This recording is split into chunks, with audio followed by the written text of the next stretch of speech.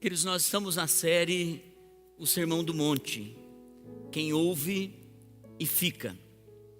Nós temos vindo de uma jornada que tem sido bem interessante para essa igreja. Desde quando começamos falando sobre as bem-aventuranças, depois quando o Senhor nos guiou sobre sermos sal e luz da terra. Semana passada eu nunca vi essa congregação com um temor, um silêncio sepulcral. Aqui eu pensei, uau, eu realmente consegui trazê-los para dentro dessa palavra. Porque semana passada nós falamos sobre as raízes e o que está por detrás do adultério, como o divórcio pode destruir algumas famílias, e semana passada falamos como a gente se comporta diante de um coração dividido e qual é a nossa postura diante do assassinato. Foi muito forte semana passada o que vivemos e o que recebemos do Senhor. E hoje eu quero falar sobre esse tema: para quem você vive sua fé? Talvez você não consiga responder isso de imediato, apesar de a primeira resposta parecer ser aquilo que a gente considera mais óbvio. Para Cristo. Para quem você vive a sua fé? Para o meu Deus. Mas eu quero começar essa parte do Sermão do Monte fazendo uma confissão pastoral. Tem alguns dias que eu me pego orando e percebendo que a minha oração tem mais a ver com o que eu estou usando de palavras do que para quem eu estou enviando essas palavras. Algumas vezes eu me pego lendo essa Bíblia mais para preparar uma palavra para vocês do que para beber e comer das Escrituras como um pão que eu necessito para a minha jornada pessoal. Me peguei algumas vezes pensando em como a minha oração poderia ser fotografada, a minha leitura bíblica poderia ser instagramável e como eu poderia inspirar as pessoas através da minha vida devocional, e percebi que isso na verdade não era inspiração. Na essência da minha atitude tinha mais uma performance do que genuinidade. Eu confesso que todas as vezes eu já preguei o Sermão do Monte para essa casa, desde quando nós estamos na Igreja de Madeira, pelo menos 4 ou 5 vezes nós já fizemos a série o Sermão do Monte. E como eu disse semana passada, a gente em algumas partes do Sermão do Monte, a gente só abaixa a cabeça e a gente diz: o facão passou e não cortou o meu pescoço.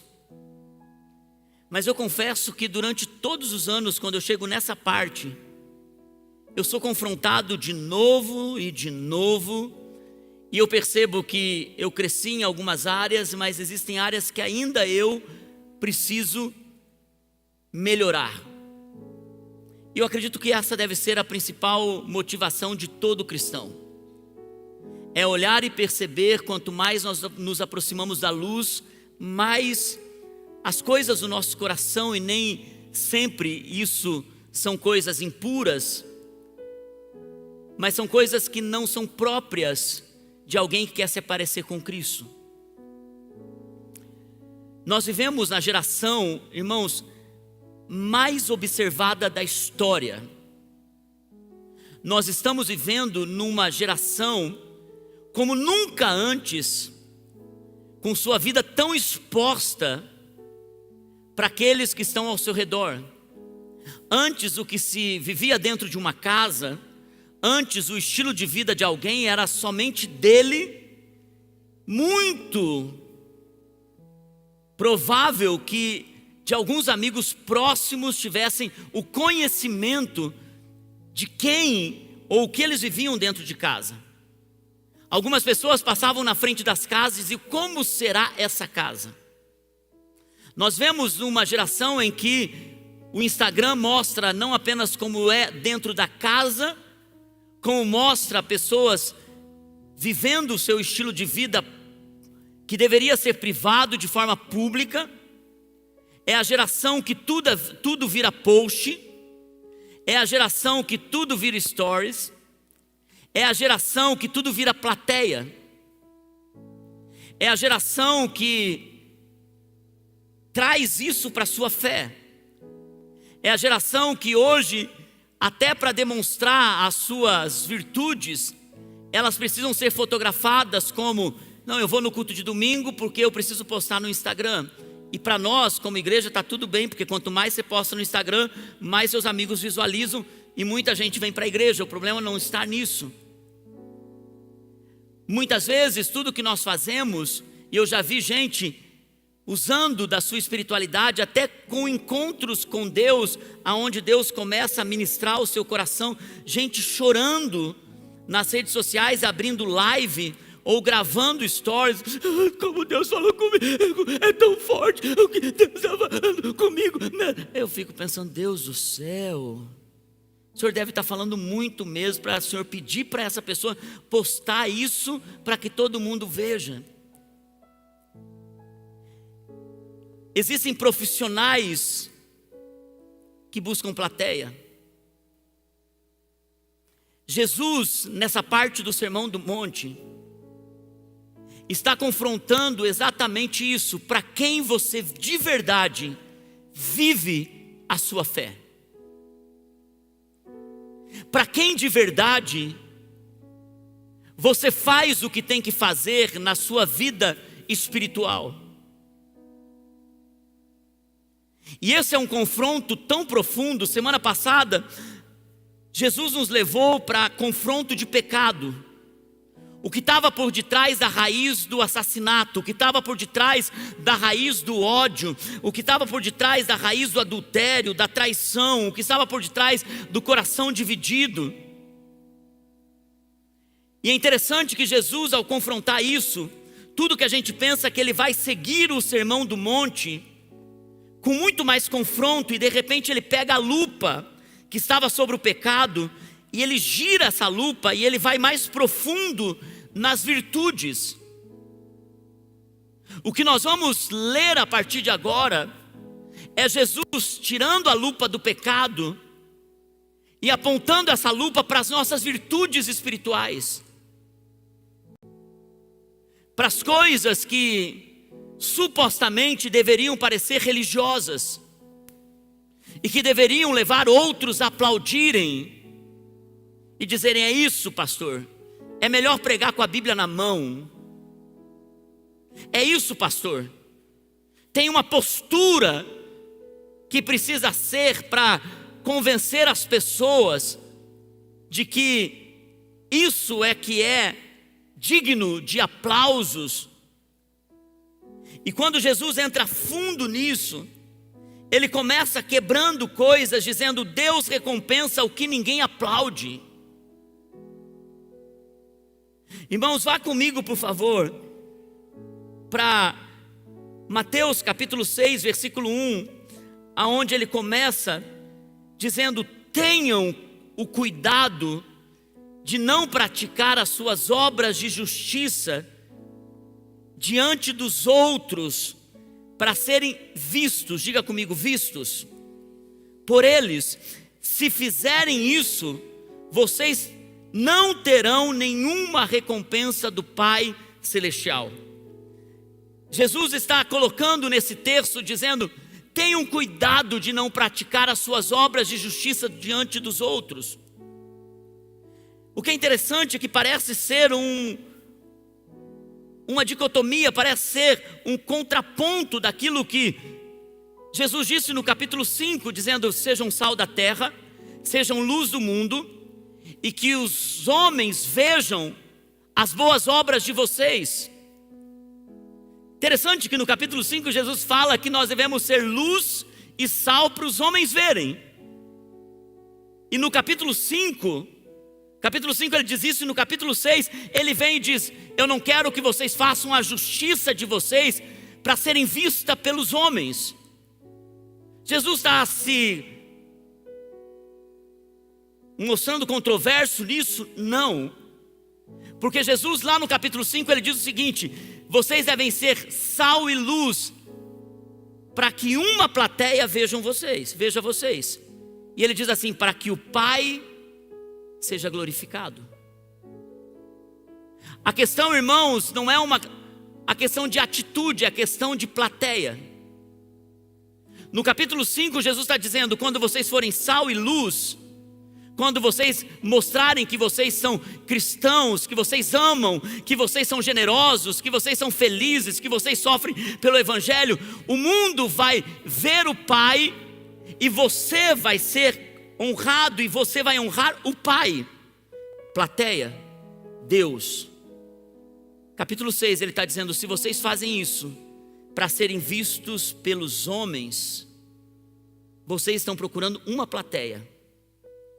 É interessante que essa palavra visto, no original é teatre.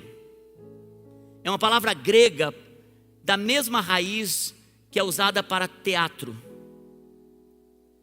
Ele está dizendo: se vocês querem ter uma plataforma, se vocês querem ter uma performance, se vocês querem que os outros aplaudam vocês, então vocês terão a recompensa de quem está vendo vocês. De novo, é uma questão de plateia. E eu quero ir um pouquinho mais profundo com vocês. Repare que Jesus vai dizer, no que nós leremos a partir de agora, Jesus não vai dizer para a gente não fazer as coisas. Jesus não vai dizer para a gente não dar, Jesus não vai dizer para a gente não orar, Jesus não vai dizer para a gente não orar. Pelo contrário, ele está dizendo: quando vocês fizerem isso, não façam para ter plateia, não façam como performance. Jesus vai começar a mostrar para nós uma coisa que é tão profunda, que a gente não entende por conta da tradução da língua. É difícil muitas vezes essa tradução, apesar de a Bíblia, se você vai lê-la com o Espírito Santo vai te convencendo de coisas. Mas Jesus começa a mostrar sobre uma máscara. E olha o que ele começa a dizer sobre essa máscara. Você vai ver que durante toda a primeira parte do Sermão do Monte, nessa sessão que ele entra, ele começa a confrontar uma falsa aparência. A palavra hipocrisia hoje é quase um xingamento. Você é um hipócrita. Você não pode chegar para uma pessoa e de forma gentil dizer que ela é hipócrita. Não existe forma agradável de dizer isso, porque a palavra em si carrega um peso de ofensa. Mas não era assim na época de Jesus. A palavra hipócritos era uma profissão. Hipócritos, na época de Jesus, era o profissional que atuava nos teatros gregos. Toda a peça grega, os hipócritos eram aqueles que entravam no palco com as máscaras de cera. Eram máscaras preparadas para demonstrar sentimentos, por isso, ou elas eram máscaras com sorriso, ou eram máscaras com tristeza. Então, o hipócritos, que era o ator, ele vinha, ele representava pela máscara o sentimento daquele personagem, daquela personagem. E o que é interessante é que Jesus vai usar essa palavra algumas vezes no sermão. E fazendo uma aplicação, e todas as vezes que eu vou pregar sobre essa parte do Sermão do Monte, não tem como usar outro exemplo. Eu tenho usado esse exemplo a 4 partes do Sermão do Monte nesses últimos 10 anos. Porque não tem como fugir da essência dessa expressão. Mas hoje, enquanto eu estava revisando essa palavra de manhã, eu estava pensando sobre essa máscara. Eu até tentei encontrar máscaras de cera para poder dar um exemplo físico para vocês. Porque os hipócritos, quando eles atuavam e eles muitas vezes batiam um no outro, eles derrubavam suas máscaras de cera no chão e essas máscaras quebravam. E muitas vezes eles iam para o backstage, eles iam lá para a parte de trás, eles voltavam com uma máscara nova. Mas às vezes a peça era tão movimentada que eles tinham que terminar a peça com uma parte apenas da máscara de cera, porque ela caía e ela quebrava. E hoje de manhã eu fiquei pensando quantos de nós vivemos a vida com uma máscara de cera. E a vida se movimenta, a gente quebra a cara e a gente vai para o fundo do palco e a gente pega outra máscara, a gente volta. Mas chega um momento que não tem mais como ficar trocando de máscara o tempo todo e a gente se fragmenta. E eu percebo quantas pessoas que na vida espiritual, na vida com Deus, nas suas virtudes espirituais, elas precisam usar máscaras. E muitas vezes Deus vai quebrar a máscara de algumas pessoas para poder mostrar que você tem uma beleza, uma essência, que é muito maior do que a religiosidade pode mostrar. A coisa mais triste, irmãos, é quando alguém que esteve no mundo, que viveu uma vida de promiscuidade, que viveu uma vida longe dos caminhos do Senhor, se converte. Então ela é sincera na sua disposição em ser virtuosa, ela é sincera na sua disposição em viver em santidade. Essa pessoa é sincera em querer cumprir a vontade de Deus, levando uma vida íntegra. Mas muitas dessas pessoas, elas vão com o pêndulo para um outro lado, que é o lado de religião. E elas se tornam tão religiosas. Então elas começam agora a usar uma máscara da religião, que é uma máscara de cera. Porque se a gente tem o rosto descoberto, a gente vai ver que a glória, ela sempre vai se esvair. Duvide de quem é vulnerável, quem não é vulnerável.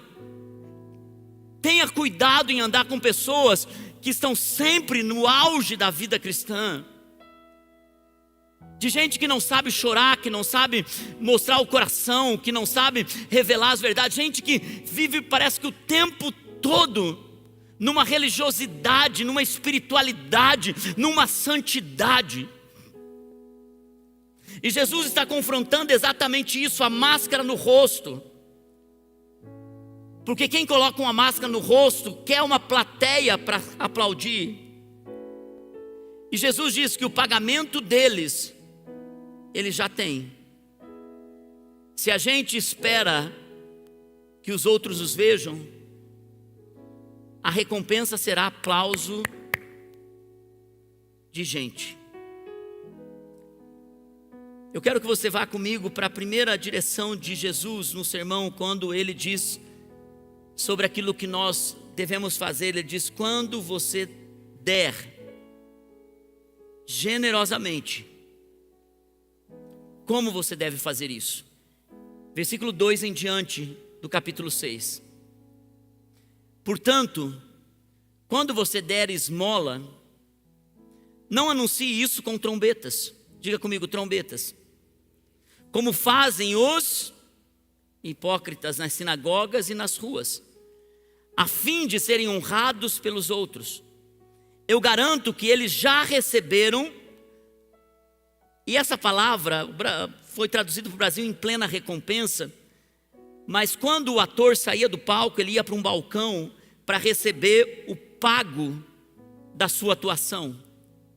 Então a palavra aqui usada era o pagamento pela atuação. É tão bonito quando Jesus foi pregar esse sermão, quem estava ouvindo com tanta riqueza de profundidade na essência da palavra. Ele estava dizendo: quando vocês quiserem ser hipócritas, saiba de uma coisa: vocês terão o pago da hipocrisia, da atuação de vocês. Então o ator ia no balcão e ele recebia um carimbo com o valor pelo qual ele atuou, dizendo assim: foi pago o serviço completo. E Jesus está dizendo exatamente isso. Ele diz: quando vocês quiserem ser honrados pelos outros, eu garanto que eles já receberam o seu pago, a sua plena recompensa. Mas, versículo 3, mas quando você der esmola, que a sua mão esquerda não saiba o que está fazendo a direita, de forma que você preste a sua ajuda em segredo, e seu pai que vê o que é feito em segredo, Ele vai te dar o pago, porque você escolheu Ele como sua plateia. Irmãos, o que Jesus está fazendo aqui, Ele está confrontando uma raiz profunda. Daqueles, Ele usa a imagem da trombeta de forma proposital. Ele diz: se você quer que aquilo que você ajuda o próximo, aquilo que você oferta na igreja, aquilo que você entrega como serviço na casa de Deus, aquilo que você faz como uma oferta diante do altar, se você quer anunciar o que você está fazendo, dizendo: olha o que eu fiz, olha como eu trabalho, olha como eu estou gastando a minha vida, olha como eu ajudo os pobres lá do Independência, olha como eu sirvo as pessoas. Jesus está dizendo: aqueles que ficam trombetando, essas pessoas terão o pago daqueles que aplaudem dizendo: muito bem, uau, você tem um coração bom. E esse é o único salário, é a única recompensa. Aplauso de pessoas que também vão te criticar quando você errar. Jesus então está colocando qual é o coração por detrás da oferta, por detrás da doação, por detrás da entrega, por detrás do serviço. E Jesus está dizendo aqui, até de forma radical, Ele está dizendo: o que a tua mão esquerda der, que a sua mão direita não saiba.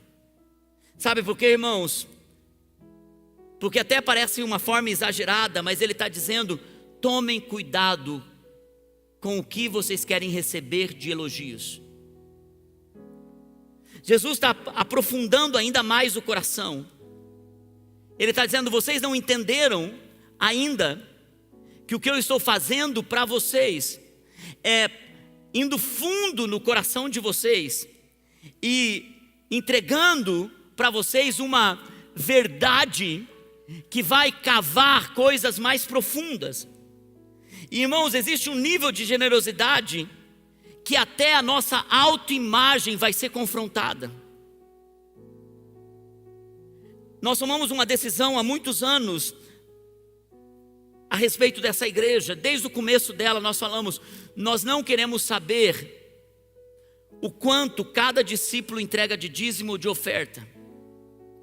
Nós não sabemos se você é dizimista ou se você não é dizimista. Por que nós decidimos fazer isso? Primeiro, para proteger o nosso coração, porque nós sabemos que qualquer líder pode querer honrar mais quem dá mais. E o Senhor falou conosco: eu quero que vocês tenham uma comunidade do qual vocês vão honrar cada um por aquilo que eles são e não por aquilo que eles dão. Mas eu também, em todos esses anos de pastoreio, eu vi muitas pessoas chegarem e falarem assim: pastor, eu quero entregar uma oferta mais nas suas mãos, porque essa oferta era uma oferta muito grande. Então, irmão, para aí, eu não quero nem saber o valor dessa oferta. Você vai, coloca lá no gasofilácio, eu não quero pegar isso nem na minha mão. Irmãos, porque muitas pessoas querem demonstrar o que estão dando. Muitas pessoas querem aplauso por aquilo que estão fazendo. E muitos pastores e líderes acabam sendo conquistados pela disposição do coração de gente que quer aplauso e precisa de uma plateia, mesmo que essa plateia seja só um pastor. Tudo que nós fazemos, a pergunta continua: para quem você faz? Para quem você doa? Para quem você serve? Para quem você vem para o culto? Quando você sai da sua casa, você vem para o culto para cumprir um programa, uma agenda? Ou você vem realmente para entregar para Ele? Para dar a Ele? E é por isso que Jesus está indo mais profundo aqui. E Ele continua agora indo ainda mais profundo. Ele diz: quando vocês orarem, no versículo 5, não diz se vocês orarem, diz quando vocês orarem, não sejam como os hipócritas. Eles gostam de ficar orando em pé nas sinagogas e nas esquinas, a fim de serem vistos pelos outros. Eu asseguro que eles já receberam o seu pago, a sua plena recompensa.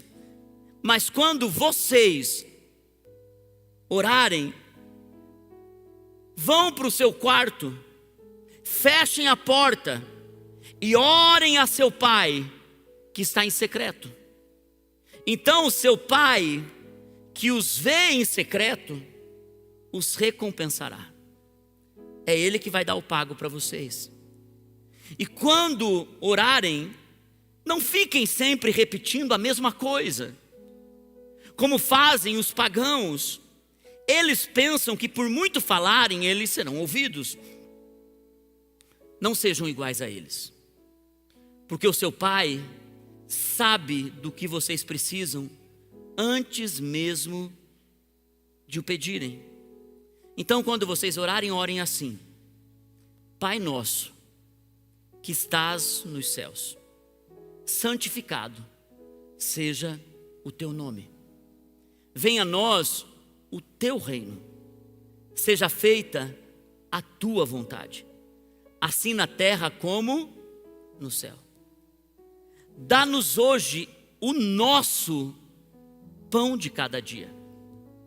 Perdoa as nossas dívidas, assim como perdoamos aos nossos devedores. E não nos deixe cair em tentação, mas livra-nos do mal, porque teu é o reino, o poder e a glória para sempre. Amém. Pois, se perdoarem as ofensas uns dos outros, o Pai Celestial também perdoará vocês. Mas se não perdoarem uns aos outros, o Pai Celestial não perdoará as ofensas de vocês. O que é interessante em todo esse texto é que a palavra que Jesus usa para falar sobre vá para o seu quarto, a palavra é tamaion. Interessante que nenhum dos outros sermões isso veio ao meu coração, e lendo o livro essa semana, essa parte me chamou a atenção, que Jesus estava usando uma palavra para quarto, que é a palavra para dispensa. E eu fui para o original, eu tenho uma Bíblia que eu consigo acessar ali o original, eu fui para o original, e a palavra é exatamente esse: é um quarto escuro no fundo da casa, ou na parte mais distante da frente da casa. Geralmente um lugar que não tem janela e que eram postos os alimentos. Por isso, era uma dispensa de alimentos. E Jesus está usando essa palavra, que se a gente fosse aprofundar nisso, poderia dizer que o quarto ao qual Ele está nos chamando para termos tempo com Ele, é uma dispensa onde se coloca alimentos, e é o lugar aonde Ele pode nos alimentar. Mas eu não vou entrar nisso, porque tem muita coisa mais profunda que Jesus quis dizer sobre esse quarto. Mas Jesus está dizendo: quando vocês orarem, não façam como os hipócritas, que vão para as praças públicas e falam palavras bonitas, e muitos se assemelham aos pagãos, que ficam fazendo repetições, e quando você chega no Muro das Lamentações, você percebe que eles estão com um caderninho, e eles estão repetindo orações para frente e para trás, repetindo quase que uma oração decorada. Você já deve ter visto pessoas colocarem a oração do Pai Nosso dentro de um sistema de oração, do qual você vai e você repete, você vai e você repete, e Jesus está confrontando esse tipo de coisa. Jesus está dizendo: quando vocês orarem, não sejam como os hipócritas, aonde todo mundo está vendo sua religiosidade. Quando você orar, vá para o seu quarto, para a dispensa, para o lugar mais escuro. Então você vai ter um tempo com o teu Pai, que sabe o que você precisa antes de você pedir. Agora é interessante, por que Jesus diz que a gente precisa orar se o Pai já sabe o que a gente precisa antes da gente pedir? Gente, para que orar se Deus já sabe o que nós precisamos? Porque oração nunca foi sobre uma lista de desejos ou de necessidades. E Jesus está confrontando exatamente isso.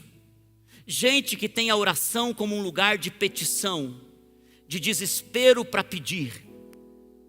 Jesus está dizendo, se você quer entender o caminho para a minha presença, para a presença do Pai, quando você chegar nesse quarto, você já sabe que Deus sabe tudo o que você precisa. E é por isso que Ele diz para nós, o que eu quero num relacionamento com você, não é um relacionamento de você me ver como um Senhor que vai te dar tudo o que você precisa.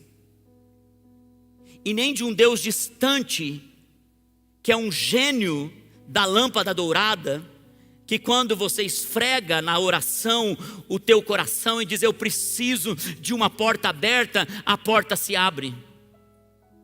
O que ele está dizendo? Ele está dizendo, não façam como os hipócritas.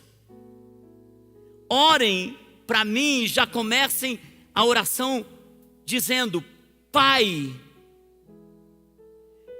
eu não sou um Deus do qual vocês precisam ter eloquência para orarem a mim, do qual vocês precisam, como os hipócritas, que ao orarem precisam de uma erudição na palavra, excelso e poderoso Deus, Elohim El Shaddai, o Deus que é Jeová Jireh, o Deus que é Jeová. Você não precisa disso. Eu não sei quantos de vocês veem pessoas que mudam até o tom da voz, está falando como assim, então quando você for lá em casa para a gente comer e almoçar, de repente agora a hora, sim, vamos orar ao Senhor poderoso, o Deus glorioso, aquele que tipo, puxa até o respiro, já viram esse tipo de gente? Deus não pede esse tipo de oração. O Sermão do Monte nos ensina para onde ir. Tem gente até na hora de falar em línguas muda a voz. Ele está dizendo, quando você for orar, aquilo que você vai fazer publicamente é fruto do quarto secreto. Porque quando você encontra o Pai no quarto secreto, você vai entender que você nunca vai encontrá-lo sozinho. Você vai encontrá-lo com mais alguém que você vai trazer junto para esse quarto. Por isso ele diz assim, o Pai é nosso. Porque toda pessoa que vai para esse lugar secreto com Cristo, ele vai orar para o Pai não dizendo, Senhor, minhas necessidades. Ele vai trazer sua família junto. Ele vai trazer seus amigos. Ele vai orar pela sua casa. Porque ele sabe que o Pai não é só dele, o Pai é nosso. Cristo poderia dizer, meu Pai. Ele diz, quando vocês orarem, não orem meu Pai, orem nosso Pai. E ele continua então mostrando o padrão da oração, do qual nós não vamos conseguir ir fundo nisso, mas ele continua mostrando o padrão da oração, que é qual? Quando a gente entra para orar, a gente não começa pedindo, a gente começa reconhecendo quem Deus é. A própria oração do Pai Nosso diz isso. Pai nosso que estás no céu, santificado é o teu nome, seja feita a tua vontade. Então tudo é o teu reino. Começa mostrando quem Deus é dele. Senhor, se o Senhor não santificar a minha impureza, se o Senhor não fizer a tua vontade no lugar da minha, tudo tem a ver com Deus primeiro. Então a partir desse momento começa uma transição. Jesus começa a dizer, sabe o que vocês vão entender? É que primeiro é sobre quem Deus é para você. Ele não é um Deus distante, Ele é Pai. Vocês são filhos. Depois vocês precisam entender que primeiro honra Ele, glorifica Ele, exalta Ele, louve a Ele. Por isso, irmãos, louvor é importante, adoração é importante. No momento do teu lugar com Deus, adoração é importante. Antes de pedir qualquer coisa, adore, diga o quanto Deus é lindo, maravilhoso, excelso, poderoso, grande, eterno. Esse tempo onde o teu coração sente a presença de Jesus. Então você pode pedir: Senhor, perdoa as nossas dívidas, assim como perdoamos nossos devedores. Dá-nos o pão nosso de cada dia. Senhor, então você começa a fazer suas petições para você e para o outro. A oração do Pai Nosso não pode ser um mantra que alguém liga em você. Vamos orar a oração do Pai Nosso? Sim, vamos. Pai Nosso que estás no céu, santificado seja, venha a nós o teu reino, seja feita a tua vontade, assim na terra como no céu. O pão nosso de cada dia. Se tornou um mantra. Não é para a gente repetir somente a oração do Pai Nosso, é para a gente saber o que tem dentro dela, que nos dá acesso na despensa, no quarto, que a gente encontra a nossa plateia. Irmãos, quando nós queremos agir como os hipócritas, nós vamos querer que as pessoas vejam o quanto a gente sabe orar, o quanto a gente tem espiritualidade, o quanto a gente se porta bem. E quando você vai para o quarto secreto, Ele vai desconstruindo todas essas coisas no teu coração. E ali você não tem como não revelar quem você é. Você pode enganar o pastor, você pode enganar o líder, o pai, a mãe, mas a Deus você não engana. Qual é o teu quarto secreto? Você tem um lugar onde você se encontra com Deus para quando você for orar publicamente, isso ser reflexo do que você tem no teu secreto? Você tem encontros com Deus? Irmãos, todo religioso, todo aquele que tem uma régua de medir na mão, todo aquele que tem fala de hipócrita religiosa, essa pessoa tem pouco tempo no quarto com Jesus e tem muita legalidade na mão. Nós estávamos em Juazeiro do Norte e andando pelas ruas eu senti de comprar uma rede para o Murilo lá em casa. O Murilo gosta muito de rede, eu falei, vou comprar uma rede para ele, mas com um propósito. Ele acha que eu estou agradando ele, mas na verdade essa rede tem um propósito. A hora que meu sogro foi me ajudar lá a colocar a rede, na verdade ele colocou e eu só fiquei segurando, então eu ajudei ele. Mas a hora que ele colocou, ele terminou de colocar, eu orei sobre a rede. Eu disse, Senhor, que essa rede seja o quarto do Murilo, o lugar que ele vai ter encontros com o Senhor, o lugar que ele vai encontrar a tua presença, Senhor. Que ele ache que isso é só um lugar de descanso, mas que esse seja um lugar onde o Senhor vai ter encontros tão profundos com o coração dele. Às vezes o teu quarto pode ser como era na minha adolescência. Morava numa casa muito pequena. Eu chegava às 11h30 depois de ter trabalhado o dia todo, isso quando eu tinha 14, 15 anos. Eu trabalhava o dia todo, chegava da escola, eram umas 11 horas da noite. Eu não tinha lugar muitas vezes para orar em casa, e não tinha mesmo, porque a casa era muito pequena. Eu me lembro quantas vezes o meu quarto foi o banheiro, do qual eu fechava, dobrava meu joelho no vaso sanitário e eu ficava ali orando ao Senhor. Talvez o teu quarto secreto seja um quartinho que você preparou para ter encontros com Deus. Às vezes pode ser o teu carro na hora do almoço no trabalho. Às vezes pode ser a rua que você sai para andar e dizendo, Senhor, eu preciso ter um lugar onde eu vou poder falar com o Senhor, só eu e o Senhor. Às vezes o teu quarto secreto é o teu trânsito de 50 minutos, onde você vai colocar o louvor no último volume. E as pessoas vão olhar para o lado, 6h30 da manhã, e você está ali chorando com aquela cara. Vai cantando louve, vai chorando louve. E a pessoa do lado, o que está acontecendo com essa criatura às 6h30 da manhã? Mas é o teu quarto secreto. Jesus, ele está desconstruindo religiosidade aqui. Ele está dizendo com tanta clareza o céu precisa te aplaudir. É o Pai que te vê em secreto. É o Pai que quando você chega no culto sabe pelo que você veio adorar, sabe pelo que você posta, sabe pelo que você serve. É o Pai que vai te recompensar. O Pai que está nos céus, que é santificado, é Ele que vai recompensar a sua vida.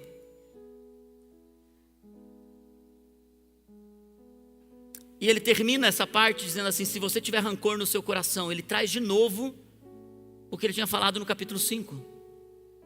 Ele diz: mas se você tiver rancor no seu coração, por que ele repete isso novamente? Jesus é o melhor orador do mundo, não é o pastor Márcio. Quando você vem aqui, você pensa: meu Deus, teve cada erro de conjunção, de coerência, teve cada coisa, mas ainda assim Deus falou comigo. E o duro, quando você é pastoreado pelo mesmo pastor por muitos anos, as histórias se repetem, você diz assim: de novo vem ele falando a mesma coisa. Já pensaram nisso? Jesus não é esse tipo de orador, mas ele repete isso. Pouquinho antes ele está em plena oratória falando sobre você odiar o seu irmão. E se você não perdoa, você não será perdoado. E ele repete isso aqui. Ele diz: depois de você orar, se você ainda tem algo contra o teu irmão, um rancor contra ele, você precisa perdoá-lo, porque se você não perdoa, você não será perdoado. Irmãos, porque se você tivesse ideia do quanto a mágoa, rancor, ódio no coração impede suas orações. A Bíblia fala inclusive que nos casamentos, se tem briga no casamento, até as nossas orações são impedidas quando o casal está brigado e não conserta. Nem oração Deus ouve. Olha o que é a briga, olha o que é o ódio, olha o que é a raiva. Impede oração em todos os níveis. É interessante que Jesus agora vai para um lugar ainda mais forte, porque ele fala sobre o jejum. E eu encerro com isso. Versículo 16 e 18, ele diz: quando vocês jejuarem. É interessante que algumas pessoas, até que eu conheço, que são pessoas que até eu gosto como pastores, mas eles dizem: o jejum não é para o nosso tempo. Eu conheço gente que diz assim: a vida plena jejua, mas a Bíblia não diz que jejum é para o nosso tempo. Eles não leram o Sermão do Monte, porque o Sermão do Monte não diz assim: se vocês quiserem jejuar. Ele não diz isso. Jesus está dizendo: quando vocês jejuarem. Ou seja, o jejum é uma prática da igreja para essa estação. Quando vocês jejuarem, não jejuem para a plateia errada. Não mostrem uma aparência triste como os hipócritas, pois eles mudam a aparência do rosto a fim de que os outros vejam que eles estão jejuando. Eu digo verdadeiramente que eles já receberam a sua plena recompensa. Mas vocês, ao jejuarem, arrumem o cabelo, lave o rosto, para que não pareça aos outros que você está jejuando. Apenas a plateia do seu pai, que vai ver vocês em secreto, e seu pai, que vem em secreto, vai te recompensar. Irmãos, o jejum para o povo judeu era um espetáculo em praça pública, como é para muitos de nós quando jejuamos.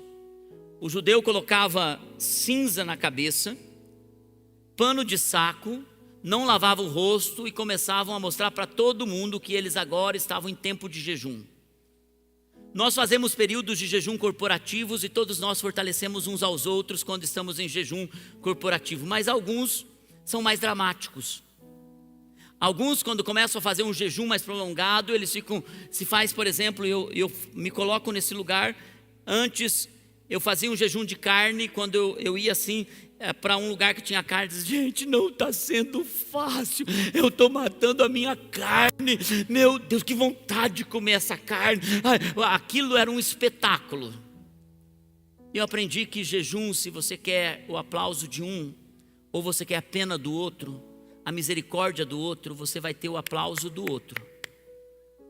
Mas se você quer fazer isso para o Senhor, você vai aprender que jejum muitas vezes é coisas que só você e Deus vão fazer, vão saber. Algumas vezes Deus pede que a gente compartilhe para inspirar. Outras vezes Deus faz isso e pede coisas para nós que só nós saberemos.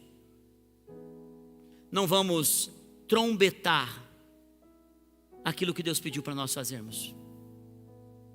Porque tudo que nós fazemos quando nos comparamos aos hipócritas é que a recompensa será da plateia. Irmãos, o que Jesus está falando sobre a vida cristã aqui, Ele está dizendo: cuidado, para que nenhuma obra sua seja dada para a plateia errada. Você entende que a lupa é mais profunda. Ele está dizendo: para quem você vive a sua fé? Qual a motivação que você sai da sua casa num domingo chuvoso como esse? Por que você levanta as suas mãos? Por que você ora, jejua, trabalha, serve? A quem você quer enganar? De quem você quer o aplauso? Eu comecei com uma confissão e eu termino com outra. Eu confesso que em uma estação, anos atrás, eu me perdi no meu coração. E o Sermão do Monte sempre calibrou meu coração para voltar para o lugar onde Deus me quer. A igreja estava crescendo, as pessoas estavam começando a admirar mais o meu pastoreio, o ministério. E eu comecei a ficar anestesiado pelos elogios depois da pregação. Eu descia do altar e tudo que eu ficava esperando era com que as pessoas pudessem vir e falar: uau, pastor, que pregação foi essa? Você foi muito usado por Deus para ministrar meu coração. E aquilo, eu confesso para vocês, estava começando a preencher meu coração com algo que dava uma satisfação além do normal. Eu gostava ainda mais quando as pessoas sentiam a minha falta quando eu não estava no púlpito. Quando eu viajava, pregava em outras igrejas e eu voltava, as pessoas diziam: pastor, não é igual quando você não está. Pastor, você é diferente. E aquilo de alguma forma começou a trazer algo no meu coração. Eu entendo que todos nós precisamos de reconhecimento, encorajamento, especialmente quem tem como linguagem de amor palavras de afirmação. E a questão não está em qualquer elogio, qualquer compartilhar que você admira, não está nisso. Mas está em como eu recebo isso e como aquilo estava gerando o meu coração, porque nunca está no que o outro entrega, está no que você recebe. Por isso que Jesus não está confrontando: não orem. Ele diz: quando vocês orarem, não sejam como os hipócritas. E eu estava me tornando exatamente um hipócrita, porque meu pago estava no reconhecimento das pessoas. E eu recebi nas minhas mãos um livro chamado Não é Negócio, é Pessoal, do Bob Sorg. Eu não sabia que aquele livro ia quebrar minha máscara. Quando eu comecei a ler aquele livro, Bob Sorg começa a falar sobre os pastores que precisam ser amigos do noivo e não amantes da igreja. Porque o amigo do noivo prepara a igreja para o noivo. O noivo deixou a noiva a responsabilidade do amigo e disse: você vai cuidar dela até o dia do casamento. E quando o noivo voltar, esse amigo precisa entregar essa noiva para o noivo, ainda apaixonada pelo noivo. E o Bob Sorg, ele começa a construir tudo isso dizendo: vocês pastores são amigos do noivo. A igreja é a noiva, Jesus é o noivo. E um dia Jesus vai voltar. E quando ele voltar, o teu trabalho como pastor deve ser manter essa noiva com os olhos no noivo, apaixonada pelo noivo. fascinada pelo noivo, elogiando o noivo.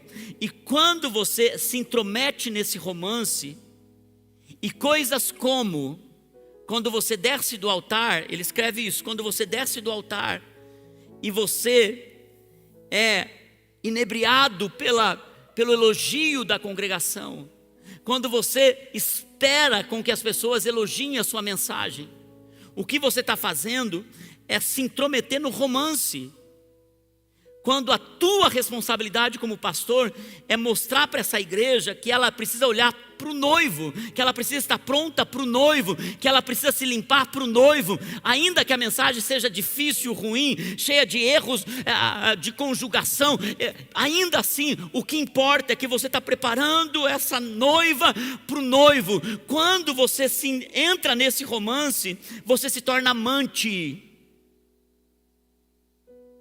Cuidado como os elogios dessa igreja te seduzem.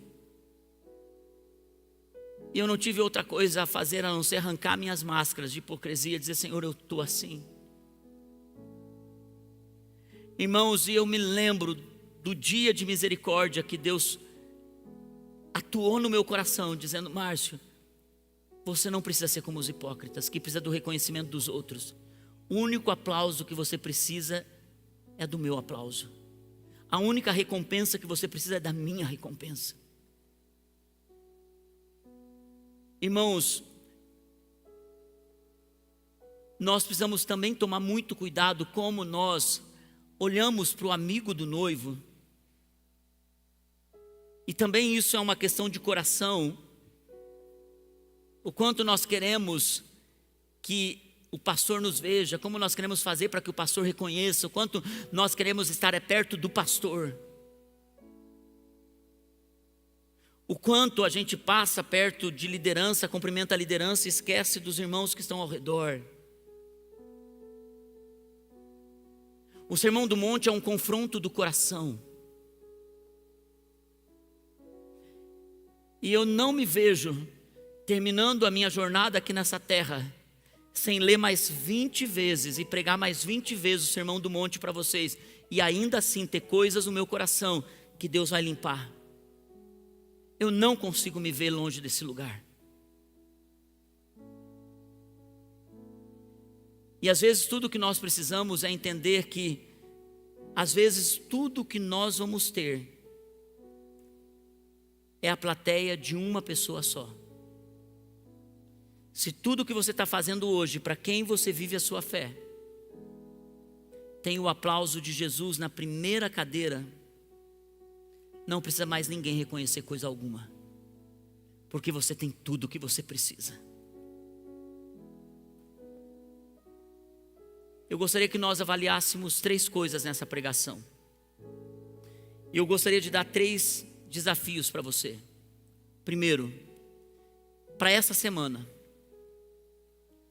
que você tenha generosidade com alguém, seja com alguém da rua, seja com alguém que você quer entregar um presente, seja uma oferta que você queira dar para a igreja, mas que ninguém fique sabendo disso. Que você não espere que a pessoa poste no Instagram dizendo: olha o que eu recebi da pessoa. E que você também não poste no Instagram dizendo: uau, olha aqui, estou cumprindo a palavra de domingo, é nóis. Não, que você só coloque, que você só faça para o Senhor ver. Faça algo essa semana para confrontar o teu coração. A segunda coisa, encontre o seu quarto, a sua despensa. Encontre o seu lugar aonde você vai mais fundo na oração do Pai Nosso. Alguns de vocês estão tendo uma vida cristã sem a presença de Jesus, sem quarto, sem despensa, sem encontros, sem lágrimas nos olhos. Alguns de vocês tornaram o serviço da casa de Deus, a correria na casa de Deus, algo muito normal, sem presença, sem encontros com Cristo. Tudo que você faz para encontrar Deus é vir no culto de domingo, ou ir num GC durante a semana. Faça sem ninguém ver. E por último, separe algo que você vai consagrar ao Senhor. Seja um jejum de comida até meio-dia, seja um refrigerante por uma semana, seja o Instagram por uma semana, seja algo, e você não vai ficar ali de, meu Deus, olha o sacrifício que eu estou fazendo, abrindo mão da coca por meio-dia. Não, você não vai fazer isso. Porque é assim que intencionalmente a gente vai colocando o nosso coração. Meu pai tem 78 anos, eu acho. 70 e alguma coisa, meu pai tem. Hoje, na hora do almoço, ele veio no culto das 8. Minha mãe falou: Márcio, eu acabei errando no negócio das crianças. Eu dei uma oferta no QR Code da igreja, mas eu quero que essa oferta vá para as crianças. E meu pai, ouvindo tudo aquilo, ele falou assim: mas você não ouviu? Acabou de ouvir a mensagem. Deu uma oferta, agora está dizendo que deu oferta. Para que isso? E não sei o que. Eu falei: meu Deus do céu. Um está querendo ajudar, o outro está dizendo assim: a palavra tem que ser na risca. Mas achei bonito. Falei: pai, que bom que você aos 70 e poucos anos ainda está ouvindo. Ele: não, eu vou para o culto para ouvir a palavra. Amém, Jesus, glória a Deus. Eu quero dizer para você, essa palavra pode ser só uma folha ao vento, ou ela pode ser uma semente no teu coração. Para quem você vive a sua fé? Vamos nos colocar em pé, vamos orar. Vamos colocar isso diante do Senhor. Irmãos, eu sinto no meu coração, e nós estamos bem atrasados com o nosso término de culto, mas bom que a gente está no último culto da noite. Abra tuas mãos onde você está.